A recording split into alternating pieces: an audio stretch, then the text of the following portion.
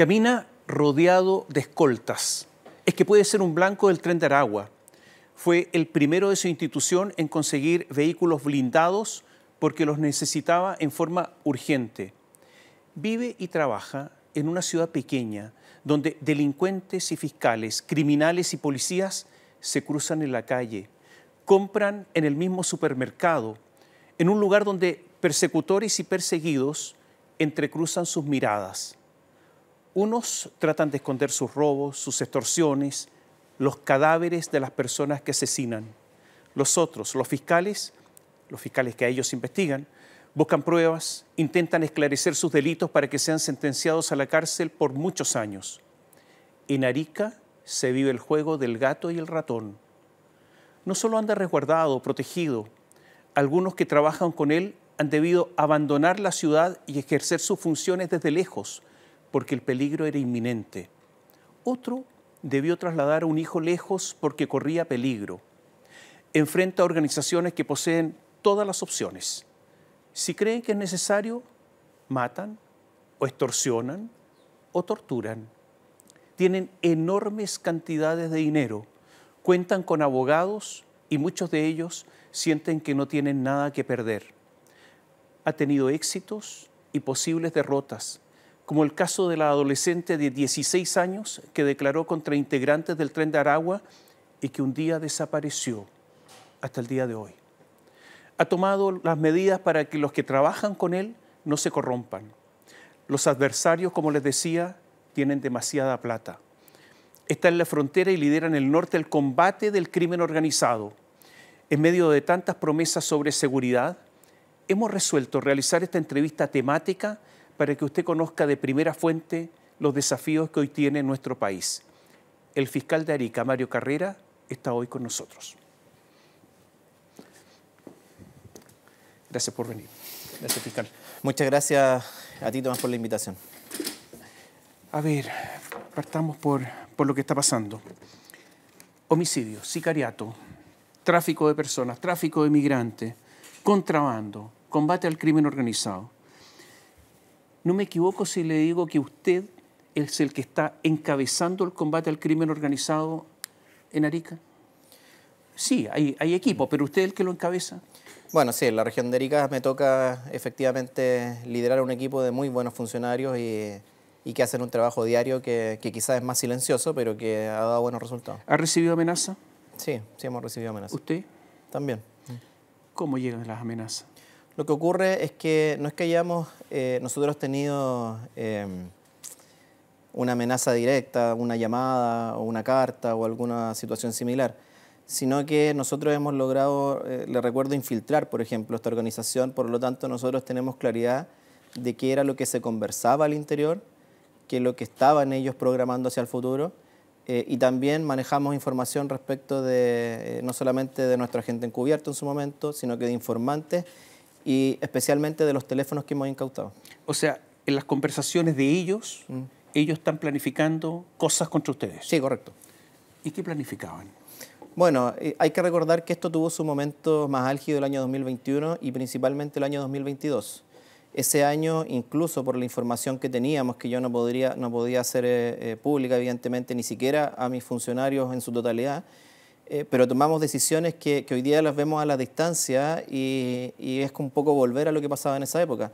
Pero, por ejemplo, prohibí el uso, para que entienda o circunscribir esto, prohibí el uso en su momento de la ropa institucional el año 2022. También generé jornada única, o sea, no quería a mis funcionarios saliendo a la hora de almuerzo a comer a los restaurantes cercanos, sino que se fueran directamente a la casa con una reducción de jornada, por lo tanto. Entonces, todas esas medidas, la verdad es que fueron difíciles de tomar, pero necesarias en su momento por los antecedentes que fuimos recopilando. ¿Usted anda con guardia? Sí, sí. Ahora, ¿anda con guardia? Sí. ¿Lo están esperando? Así es. ¿Usted anda armado? No. ¿Ha andado armado? Tengo permiso, efectivamente, para ello, pero... O sea, ¿sabe disparar? Sí. Sí. Tengo permiso, pero no tiene mucho sentido que circule por la vía pública armado si estoy en estos momentos con funcionarios que sí son profesionales para ello. en algún momento anda armado cuando no están estos funcionarios? ¿Están 24 horas? No, la vigilancia ha sido distinta y hoy día quizás lo podemos hablar un poco más con mayor soltura, entendiendo que ya la situación que estamos viviendo ahora, en mi región en particular, no es la misma que estaba el año 2022. Pero en su oportunidad, sí, la vigilancia era 24 horas, incluso con funcionarios afuera del domicilio. Y esto tenía que ver con aquello que fuimos recopilando en las investigaciones en ese momento en particular. ¿Usa vehículos blindados? Sí. ¿Usted los usa? Sí. ¿Le han disparado? No. No. ¿Es verdad que a uno de sus colaboradores cercanos hubo que trasladar al hijo que estudiaba en una universidad lejos, muy lejos, incluso a la zona central, por temor a que le pasara algo? Sí, lo que ocurre es que dentro de todas estas anticipaciones que hicimos en las primeras reuniones, recordar de nuevo que cuando llegó este fenómeno a la región, nosotros... Me refiero al Tren de Aragua, a los gallegos. Sí, ¿no es pero cierto? nosotros ni siquiera sabíamos lo que era el Tren de Aragua. Estoy hablando del año 2021, lo habíamos escuchado, pero nunca habíamos tenido ese nombre tan cerca. Luego fuimos aprendiendo efectivamente lo que era esa organización, lo que eran los gallegos, cómo actuaban, qué habían hecho en Perú, cómo es que habían asesinado fiscales tanto en Ecuador o en Perú, incluso en Colombia. Entonces, claro, nosotros fuimos actuando en conformidad a eso que aprendimos de cómo actuaban ellos con anterioridad. Y por lo tanto tuvo que tomar estos resguardos, trasladar a un muchacho lejos de su papá, además, para que estuviera en otro lugar. Lo que ocurre, Tomás, es que, y tiene que ver con lo que decía antes, en relación a cómo es la ciudad. La verdad es que es muy difícil proteger a todos y a todos su entorno en un momento en que no sabíamos bien lo que estaba pasando, no teníamos 100% de la claridad y nos encontrábamos con esta información que era bien compleja. Entonces, no cesamos en tomar todas las medidas que consideramos, entre esas cambios efectivamente de domicilio, de universidad y otros. Hay zonas grises, policías que a veces se corrompen, o gente del Estado que a veces se corrompe. Hay mucha plata acá, ¿no? Sí. Plata en serio. Y además está la frontera y por lo tanto asesinan y se van. Sí. Usted recién acusado a 3 gendarmes de haber permitido un asesinato. Sí, fue la audiencia de formalización efectivamente el día de ayer. Y claro, nosotros, eso duele, efectivamente, cuando hay funcionarios públicos que bajo nuestro criterio, ¿cierto?, están actuando de una manera distinta a la cual deberían actuar en conformidad a sus funciones. Pero no tenemos ahí problemas en apuntar con el dedo a esas personas. ¿Qué pasó en este caso? imputarlo. ¿Qué pasó en este caso? Bueno, lo que ocurre es que hubo un asesinato al interior del penal de Hacha, que es el que está en Arica, respecto de una persona que tenía todas las alertas respecto a su seguridad, y al interior de la cárcel se le dio muerte y nosotros entendemos que ahí hubo una omisión en el cuidado respecto de esa persona y que es de tal entidad esa omisión que es equivalente a haber practicado o haber cometido el homicidio. A ver, una omisión dolosa Sí, en que lo dejaron para que otros lo mataran. Sí. Lo dejaron descuidado. sí. Eso se Dolosamente. llama jurídicamente un homicidio por omisión, que es cuando una persona tiene la calidad de garante respecto de la seguridad o vida del otro. Para entenderlo bien en simple, es como el salvavidas que se niega, digamos, a socorrer a un bañista y ve cómo se ahoga. Es una actitud similar. Perdón, esto es peor, porque el bañista se puede estar ahogando por cualquier razón, pero aquí sabían que lo iban a matar Sí. y le dejaron la puerta abierta para que entraran. Bueno, hay en la práctica, peor que eso. En la práctica para nosotros, efectivamente, sin esta intervención dolosa, sin esta omisión dolosa, ese condenado, digamos, no hubiese fallecido. ¿Estos gendarmes fueron corrompidos? Bueno, nosotros, si tuviéramos antecedentes hasta ese nivel, la imputación sería otra. Por ahora nosotros lo que creemos tener acreditado en el marco de la investigación es efectivamente una omisión dolosa respecto de las funciones funcionarias. ¿Quién lo mató? Otro interno, que también lo tenemos individualizado. ¿Por encargo de quién? De la organización Tren de Aragua. O sea, el Tren de Aragua mata en las cárceles. En este caso ocurrió efectivamente de esa manera. Usted condenó a los gallegos, o sea, usted llegó a la investigación y logró la condena de los gallegos, muchos de ellos. Entiendo que finalmente la Corte Suprema estableció una suma de condena de cerca de 500 años, ¿no es cierto? Sí. Y muchos de ellos, los que no están en cadena perpetua, tienen muchos años, por lo tanto es casi una cadena perpetua. Sí. ¿Quiénes son? Porque los gallegos siguen existiendo. Están en Perú y entiendo que la jefatura está en Perú. Sí. ¿Quién es el jefe? Bueno, eso nos duele harto, el jefe, porque nosotros tomamos, cuando iniciamos esa investigación, que fue paralela a lo que ocurría en Tarapacá con otra célula, más o menos al mismo tiempo nos enteramos de la existencia de esta organización Tren de Aragua. Pero lo que hicimos en Arica, y que fue una decisión bien compleja de tomar, que lo tengo que decir de esa manera, ahora viéndolo a la distancia con mayor razón, que era infiltrar a la organización. Pero para infiltrarla hay que dejar que sigan operando. Entonces, ¿por qué digo que era un riesgo tan grande? Porque desde ese momento nosotros podríamos haber detenido unas 10 personas, más o menos, con los primeros antecedentes que teníamos, pero dejamos que siguieran operando alrededor de 5 meses para atacar a la organización completa. Por eso fueron tan exitosos, en definitiva, y tan numerosos las detenciones que logramos. Pero nos quedó pendiente una, ¿ya? Que es el sujeto que lideraba, que no vivía en Cerro Chuño, que sí andaba en auto de alta gama, que sí tenía 8 guardaespaldas, y era un sujeto que nosotros teníamos con seguimiento, que estuvimos a punto de tenerlo. De hecho, bajamos la operación precisamente porque estaba en un lugar público y podíamos ocasionar o producir la muerte de gente inocente que estuviera en el lugar.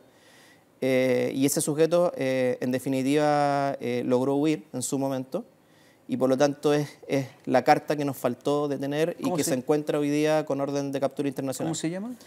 Su apellido es Arnel, y su alias, que después entendimos que era como una suerte de cargo, en ese momento no lo veíamos así, que es Puré. Entonces es Puré Arnel. Si usted escucha en otra de las células, va a escuchar también el nombre Puré y otro apellido, es porque eso es como decir coronel o general, es un cargo. Vamos a otro aspecto, porque, a ver, ¿por qué estamos conversando? Para que la gente entienda cómo se combate el crimen organizado en la práctica. ¿Quién es Claudio Jofré?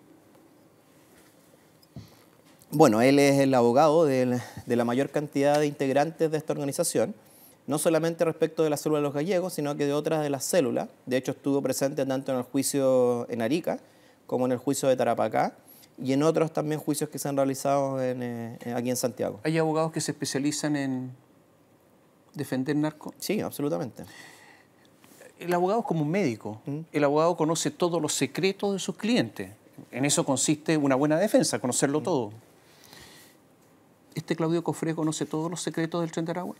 Bueno, nosotros creemos que para tener la cantidad de representados que tiene de la organización, evidentemente es una persona de confianza para el grupo. Y lo que nos preocupa ahí, yo sé que un poco va la pregunta enfocada o el riesgo de que sea parte de la organización. O sea, mi pregunta es cuándo van a meter en algún momento a los abogados presos porque forman parte de la organización. Sí, yo entiendo ese cuestionamiento, y ahí surge otro problema que nosotros, incluso el fiscal nacional lo ha mencionado, que es la necesidad de legislar y reglar derechamente cómo se les paga a estos abogados. Porque es evidente, y no hay que ser un genio para saberlo, que el dinero que reciben es en su mayoría en efectivo y que tiene un origen ilícito. Entonces, ya, pero ¿y impuestos internos? Entonces, bueno, por eso le digo que hay que transparentar efectivamente a eso, ver cuánto efectivo... O sea, si ya pusiéramos la regla de que solamente se pudieran recibir dinero a través de la banca formal, por ejemplo, ya podríamos saber cuáles son los montos. Hoy día no lo sabemos. Pero fiscal, el abogado tiene la obligación de emitir una boleta por sus servicios profesionales. Sí. ¿Eso no se puede seguir? Es que si hay un pago en efectivo, es difícil seguirlo. Uno puede suponer que la boleta que está entregando no se condice con lo que realmente está recibiendo. Entonces, ahí, si nosotros tuviéramos mayores posibilidades, por ejemplo, crear la regla de que los abogados que se dedican a estas causas solamente recibieran el dinero por la banca formal, podríamos ver inconsistencia, analizar patrimonio y hacer otro tipo de Hay abogados que pueden atender, representar a estas personas, pero hay una clase distinta que son aquellos que integran la organización criminal. No solamente defendiéndolo, sino creando todos los mecanismos necesarios para ocultar el dinero. O sea, para lavar dinero, etc., se necesitan abogados, escrituras públicas, creación de sociedad, etc. ¿De esto no hay nada? Bueno, nosotros, créame que tenemos varias investigaciones abiertas al respecto. Para nosotros son efectivamente una fuente de observación, pero no hemos logrado tener antecedentes suficientes hoy día para realizar una Y imputación. eso no se ha logrado en ninguna parte del país. Lo desconozco, pero... ¿Pero tiene algún antecedente que haya abogados presos de los narcos? No. Lo que sí... el rol de impuestos internos, porque efectivamente si uno analiza a veces patrimonialmente algunas compras, es evidente que puede haber algo que tributariamente no esté... ¿Usted ha encontrado 4 personas enterradas en el Cerro Chuño? Sí, 4. ¿Las encontró por soplonaje? No. O sea, fueron todas en el marco de investigación. No hubo ningún hallazgo de los 4 que fuera accidental. Eso es un éxito para el equipo que está investigando. ¿Cómo partió, por ejemplo? ¿Cómo fue el primero que nosotros teníamos absolutamente individualizado y que estaba bajo la casa de tortura? Por los antecedentes que supimos respecto de la casa de tortura. Y luego de los otros, que también estaban en Cerro Chuño, lo que hemos hecho en esta causa en particular es no cerrarla en términos de que, agotada la condena, ya se agotó la investigación. Para nosotros, cada uno de los condenados de esta organización sigue siendo un blanco posible respecto de delitos que se estén cometiendo. Y en ese marco es que dirigimos todavía incautaciones en sus cárceles, dirigimos operativos para incautar teléfonos, y en toda la prueba que hemos recibido logramos dar con estos 3 cuerpos, ya con las personas detenidas. ¿Son 3 o 4? Son 4, pero hubo una que estaba en la casa de tortura y los otros 3 bajo tierra, 2 de ellos juntos y uno, el de este año en mayo, al interior de una maleta, al igual que Ojeda acá en Santiago. ¿Todos enterrados vivos, además? Sí. ¿Está buscando más cadáveres? Sí. ¿Cuántos más? Nosotros, hay 3 a lo menos que desde el año 2022 tenemos la certeza de que fueron asesinados, pero no dimos con el paradero. Las búsquedas que hicimos en Cerro Chuño salieron las exitosas, pero nosotros hicimos muchas otras búsquedas, me atrevería a decir cerca de 10, donde no logramos encontrar cuerpos. ¿Hay real protección de testigos?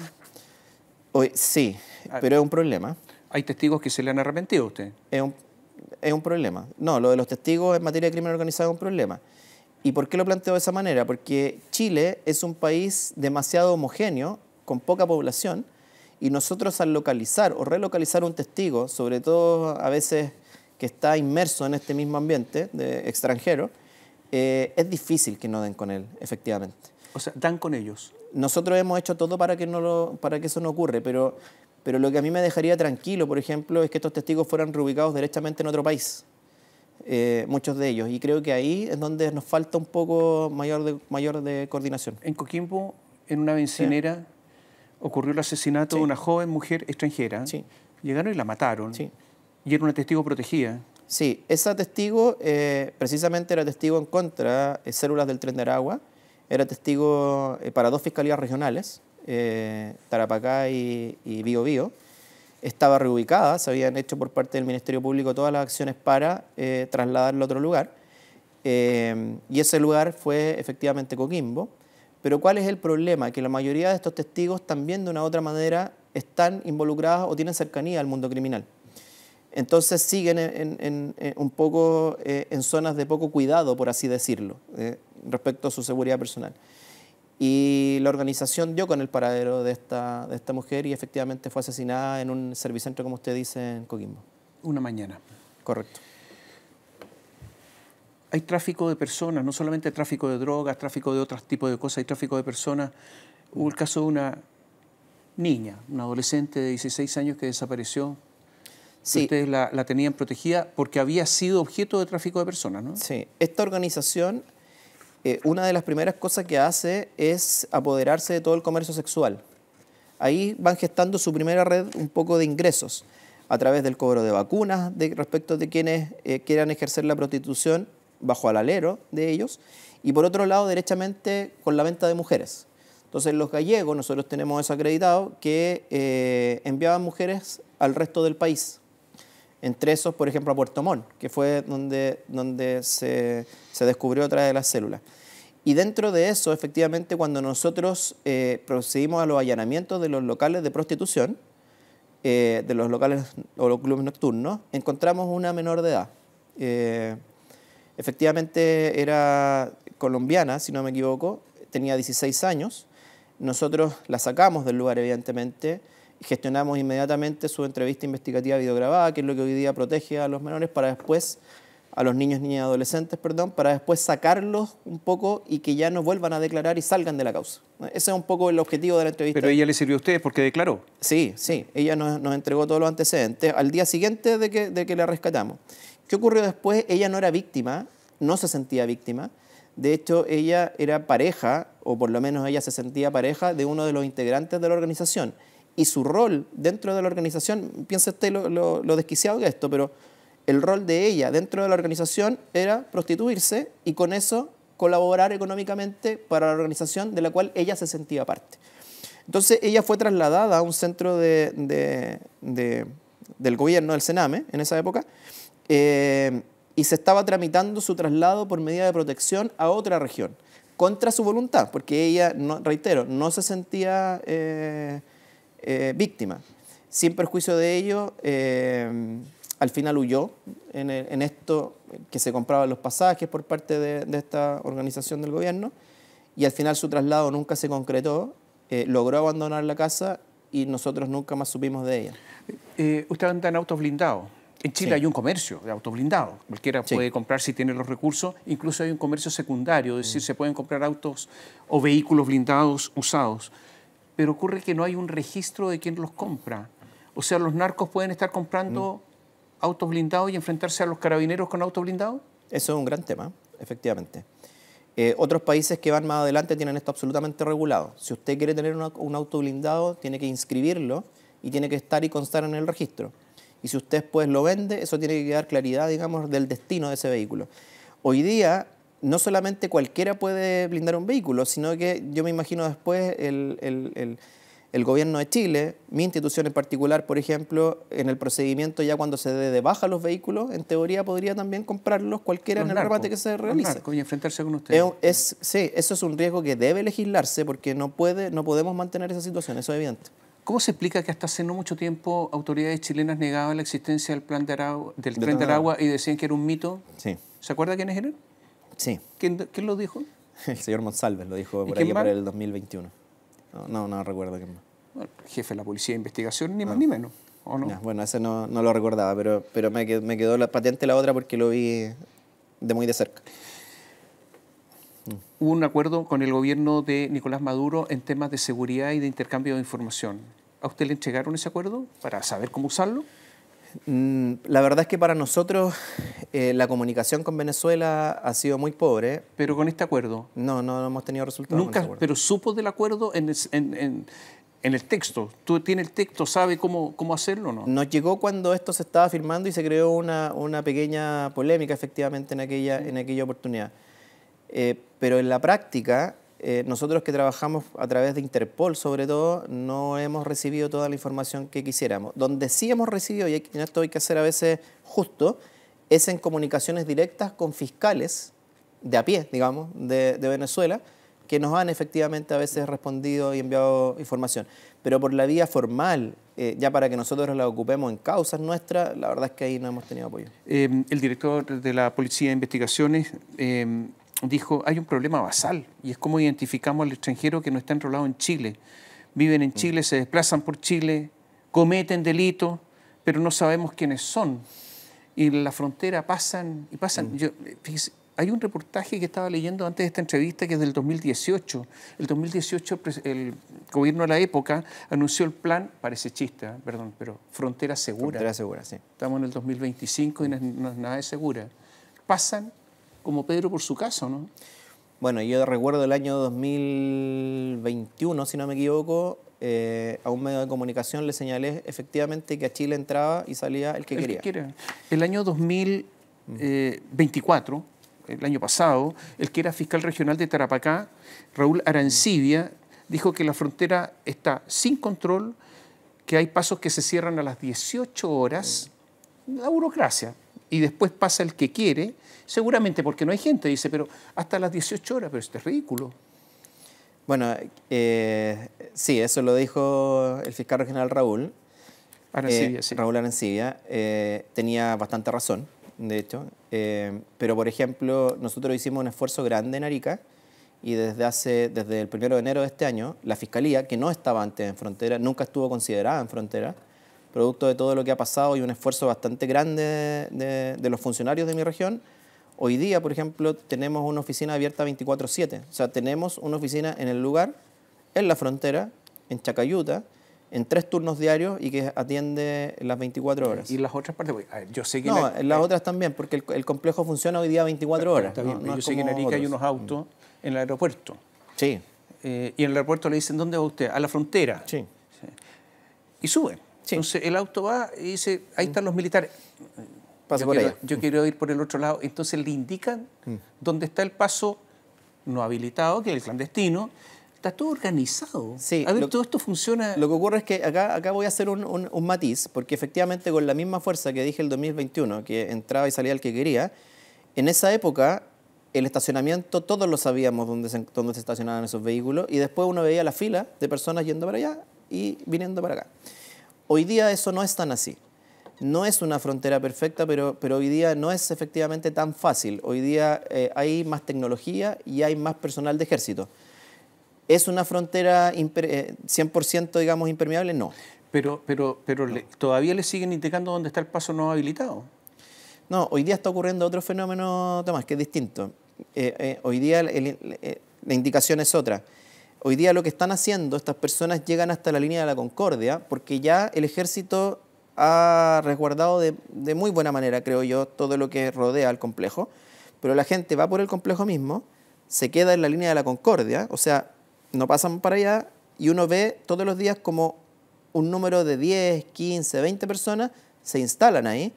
Tuvimos en alguna oportunidad como 500 personas más o menos, si no más, y después en la noche, al otro día, ya uno no ve esas personas. Entonces, lo que están haciendo esas personas ya fueron controladas por los militares chilenos, o sea, ya se vio su documentación, digamos que no tenía una orden pendiente, y luego tratan de ver cuándo pueden eludir a las patrullas de Perú. Y bueno, ahí hay historias que se cuentan respecto a la forma en que se hace, pero... ¿Cuáles son las historias que se cuentan? No, lo que dicen ahí es que podría haber efectivamente algún grado de corrupción o otra situación similar, pero eso no nos consta. Lo cierto es que el otro día ya no están. Alberto Carlos Mejía Hernández. Él es el asesino del rey, el que le llamaban rey del barrio Meixa, José Reyes Osa. Pasó delante de los militares, no pasó nada, no había alertas, no había ninguna cosa. Es como ridículo. Sí, es que yo no sé cuántos asesinos están pasando sí. por el chequeo militar. Ese es un ejemplo, efectivamente, de alguien que es controlado, pero no tiene ninguna orden, ninguna alerta, y por lo tanto cumplen los militares con eso. Y luego, claro, esa persona lo que debe haber hecho es llegar a la línea de la Concordia y esperar el mejor momento para cuando baja la guardia de Perú. Como un chiste el asunto, bajan la guardia y pasan. O sea, ese complejo efectivamente, la construcción en general no ayuda tampoco, ¿no? Pero fíjate, uno se pregunta si esto es en serio. ¿Por qué? ¿Por qué ese señor pasó para allá? Porque una jueza, Irene Rodríguez, la dejó libre. Y resulta que después escuchamos cómo la jueza decía que era un problema de gendarmería. Habló el jefe de gendarmería que decía que era un problema de la jueza. Se metió el ministro de Justicia, Luis Gajardo, dijo que no, que era la jueza, que no es gendarmería. Esto delante de todo el país. ¿Qué cree usted que la Bueno, gente es más simple, yo lo resumiría en algo fue como más una simple. comedia mala, ¿no? El Estado falló. Y ahí fallamos todos. O sea, ¿Cómo se entiende que solamente a partir del 2023 las cárceles tomen las huellas? ¿Usted sabe eso, no? Que antes no toman. Lo de las huellas existe hace 100 años. Usted ve películas en blanco y negro y está el asunto de la huella. Uno va a firmar un simple documento en una notaría, la huella, una porquería de documento. ¿Cómo en las cárceles no? No, si las huellas, a ver, sí se toman. Lo que ocurre es que ahora que se está auditando el tema nos hemos dado cuenta de que no está 100% efectiva. Yo soy fiscal desde el año 2005 y las huellas se toman desde esa fecha, digamos. Pero ¿no? el otro día dijeron que a partir del 2023 esto ya está No, regulado. lo que ocurre es que a partir del 2023 hay un sistema más riguroso y que tiene que ver también con el criterio del fiscal nacional. En Arica quizás lo empezamos un poco antes por los problemas que teníamos, pero tiene que ver con eso. Pero yo soy fiscal desde el año 2005 y las huellas sí se tomaban. El problema mayor, ¿sabe dónde estaba? en aquellos que llegaban al tribunal de garantía y eran liberados por algún delito menor. Los liberábamos en aquella época sin tener la conciencia de que pueda tener, por ejemplo, una orden de captura u otra situación similar en el extranjero. No tenía ni idea. Oye, hablemos de los puertos. Entre 2018 y 2021 hay cifras que indican que de los puertos chilenos salieron 25.000 kilos de cocaína. Entre 2018 y 2021, o sea, somos unos exportadores fantásticos. Y se puede estar quedando corto eso. Sí. No, ahora sí, hasta el 2021. ¿Hay oficinas de aduana al interior de los puertos? Sí. ¿Funciona eso? Sí, mire, yo creo que en materia de puerto... Están encontrando poco. ¿Usted ha encontrado harto? Sí. Por eso le pregunto. Sí, en materia de puerto, el fiscal nacional, recogiendo esta preocupación, que no es una preocupación que se le haya ocurrido, digamos, por arte de la magia. Internacionalmente los puertos son un punto para el crimen organizado que es vital. Porque, por ejemplo, nosotros incautamos en Arica desde octubre hasta la fecha, producto de este encargo del fiscal nacional, Puerto de Arica y Puerto de Tarapacá, 513 toneladas de precursores para la producción de cocaína. Lo que se dejó de producir es alrededor de 400 toneladas de cocaína, pasta base de cocaína.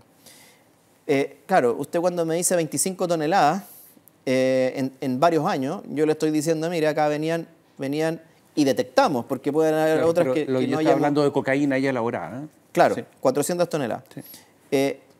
Esas 400 toneladas de cocaína no vienen al mercado nacional. El mercado nacional, creo que hasta en este año debemos llevar 10 toneladas incautadas solo de cocaína.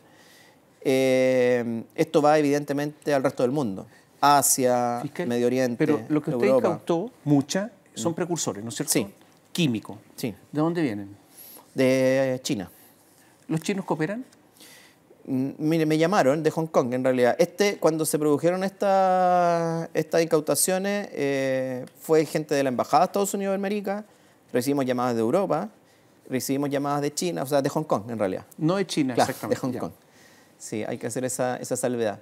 Y nos pusieron a disposición todas sus oficinas, todo lo que quisiéramos para ver efectivamente, porque ellos entendían, y tienen la claridad absoluta, de que esa producción... Lo que se produjera en Bolivia, evidentemente... Pero eso que llegaba de China, ¿logra ubicar a los chinos que mandaron esto? No. ¿Y por qué no? No, estamos trabajando en eso, pero es complejo porque, primero, estamos hablando... O sea, si usted me pregunta a qué organización golpeamos, no lo sé. ¿No sabe? No lo sé. ¿Esto iba dirigido a un boliviano? Sí, iba dirigido a un boliviano. Y cuando uno lo vemos es claramente alguien que prestó su nombre. ¿Por qué? Porque basta ver sus redes sociales. Él fue detenido por la Fiscalía de Bolivia, pero es como si suponiéramos que el dueño de la organización o quien está a cargo o quien es una pieza importante fuera alguien que estaciona vehículos aquí afuera del canal. Ese era un poco el nivel de la persona. Claramente hay un prestador de nombre. Sí, en la lista que tenemos por Iquique, tenemos a chilenos que fueron detenidos, porque ¿cuál es la diferencia? Lo que entra por Arica entra por el Tratado de Libre Tránsito. Entonces eso va directo, nosotros somos meros espectadores, por así decirlo, de esa carga. ¿Y ustedes saben que ahí está pasando droga y no pueden hacer nada? Bueno, no es tan así, en el sentido de que lo podemos revisar, pero solamente con la venia de la aduana boliviana. ¿Y ahí si no se la dan? Si no la dan no podríamos o tendríamos un impasse. Hasta el momento eso no ha pasado, ¿no? Eso no ha pasado, en los 20 años por lo menos que ¿Hay lanchas de narcotraficantes? Sí, pues. Sí. De hecho, tenemos las 2 incautaciones más grandes de ketamina que fueron efectivamente por lancha. Y llegan a una caleta que está a unos 40 minutos al sur de Arica.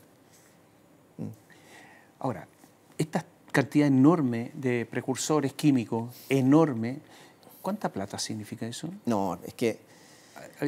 A ver, aquí hay una organización gigantesca detrás. Sí. Entonces encuentran a un señor, después un señor desconocido en China, pero sé que hay algo grande. Bueno, no se logra dar con el asunto. Ahí ¿no? Puedo decir las palabras que dijo quien es hoy embajador o el encargado de negocios, que fue inmediatamente a Arica. Y él lo primero que dijo, tengo temor de su seguridad. Se refería a mí y a mi equipo, porque efectivamente ellos tenían claridad de lo que correspondía efectivamente a este golpe. Oye, se nos está yendo el tiempo, pero pregunto algunas cosas más bien rápidas. ¿Cuántos fiscales especialistas en crimen organizado hay en Chile? Habría que ver el número, pero yo diría que no más de 30. ¿O menos? Es que hay que ver ahí cuáles son los grados de especialización. No, porque, pero especialista, pues, de verdad. sí, lo que ocurre es que, mire, cuando yo estuve en Arica 10 años y volví a trabajar acá a Santiago, yo trabajaba en la especialidad de delitos sexuales. Tuve muchos años de delitos sexuales. Pero sabía mucho más de droga que los fiscales de Santiago o con los que me tocaba ver, pero era por la realidad de la cual venía. ¿Usted hay poco? Sí, hay poco. ¿Usted está investigando al exfiscal Manuel Guerra? Sí, correcto. ¿Está a punto de formalizarlo, no? Estamos, mire, yo no voy a cometer el error jamás de anunciar alguna formalización por los medios, porque creo que el primero que tiene que enterarse de cualquier decisión que tome, efectivamente, es el propio imputado.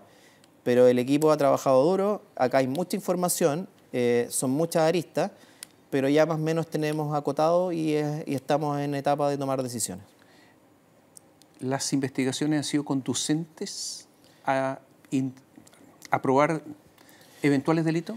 Bueno, creo que sobre todo en lo que se refiere a la arista Penta, que es la que más ha sido tratada en los medios, creo que es poco más lo que manejo que lo que no se maneje ya respecto de los medios de comunicación, porque recordemos que ahí prácticamente... ¿Y esos hechos podrían configurar un delito? Sí, tanto es así que tenemos, se querelló el Consejo de Defensa del Estado y varias personas más. Entonces lo va a formalizar. ¿Va a formalizar también a Luis Hermosilla? Estamos, bueno, reitero, esas son cosas que no podría... ¿Hay otro fiscal involucrado? No. ¿Pidió los chats? Sí. ¿Se los dieron? A ver, el teléfono de Luis Hermosilla está en poder de la Fiscalía Metropolitana Oriente. Por lo tanto, no he tenido acceso directo a ellos, ¿ya? Sin perjuicio de ello, he pedido información y por lo menos la respuesta que me han dado de la Fiscalía Metropolitana Oriente es que no hay otros chat, digamos, de acuerdo a la investigación que estoy llevando yo, o al menos lo que yo haya pedido. Fiscal, algunas preguntas rápidas. 4, 5, no más. ¿Jorge Abbott o Ángel Valencia? Bueno, esa pregunta no es la primera vez que me la hace. Yo he trabajado muy cómodo. Sí, pero o elija uno de los dos, claro. Es elección aquí nomás. He trabajado muy cómodo y hoy día... Ya, pero... es que me va a entender con la respuesta que le voy a dar. Todas las cosas que he podido hacer en el último tiempo han sido gracias a la venia, el visto bueno y el apoyo del fiscal Ángel Valencia. Ya, contestó. En seguridad, todos los candidatos están hablando de seguridad, todos. Entonces, si usted los escucha hablar en seguridad, más allá del asunto político, Kast, Kaiser, Matei, Paricio, Jara, ¿cuál prefiere? Bueno, no he escuchado tanto. No he escuchado tanto. Sí me llama la atención a veces que hacen parecer fáciles cosas que son más complejas. ¿A cuál se refiere? No, esto voy a hablar por los equipos que he escuchado y por los candidatos mismos y a veces por quienes hablan por ellos. Pero... Después de la investigación en la Corte Suprema, ¿cree que sigue habiendo en la Corte Suprema corrupción? ¿Sí o no? Cada una de nuestras instituciones tiene corrupción en alguna medida. Si la importancia está en que nosotros como jefes tenemos que erradicarla y controlarla. ¿Cree que Hermosilla es el único o hay más Hermosilla dando vueltas? Bueno, lo que hemos visto en esta investigación y en otras paralelas, que desgraciadamente no era el único... Han caído 2 jefes de la Policía de Investigaciones. ¿Cree que hay más policías corruptos? Bueno, reitero, todas nuestras instituciones, incluido el Ministerio Público, tenemos que redoblar nuestro esfuerzo en sacar a las manzanas podridas. Yo ahí no me pierdo. En materia de seguridad, ¿qué prefiere, Carolina Toá o Luis Cordero? Creo que había una continuidad en cómo el gobierno ha visto la área de seguridad. ¿Pero cuál de los dos prefiere? Me han apoyado ambos. ¿Conoce los conocimientos y experiencia de Carolina Leitao como jefa de prevención del delito? Bueno, Carolina Leitao la conozco porque fue compañera de la universidad. Pero en materia de prevención del delito. Sé quién es como profesional, pero no conozco efectivamente el currículum en materia de seguridad. ¿Le gustaría ser fiscal nacional? ¿Sabe qué? Eso... Primero, faltan 6, 7 años. No sé si sea un cargo tan atractivo visto cómo funciona hoy día nuestro sistema. Esto lo analizamos y lo conversamos diariamente entre varios colegas. ¿No? Los desafíos los ponen a uno en el momento en el que tiene que estar. Si usted me hubiese preguntado hace 10 años si quería ser fiscal regional, probablemente le hubiese dicho estoy cómodo como fiscal.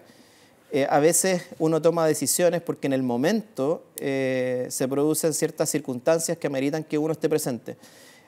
Yo no descartaría absolutamente nada. Si usted me dijera en qué quiere estar en 10 años más, me gustaría más el área académica. Ya, Pero evidentemente no me cierro y jamás me voy a cerrar absolutamente nada. Gracias, fiscal. No, gracias a usted.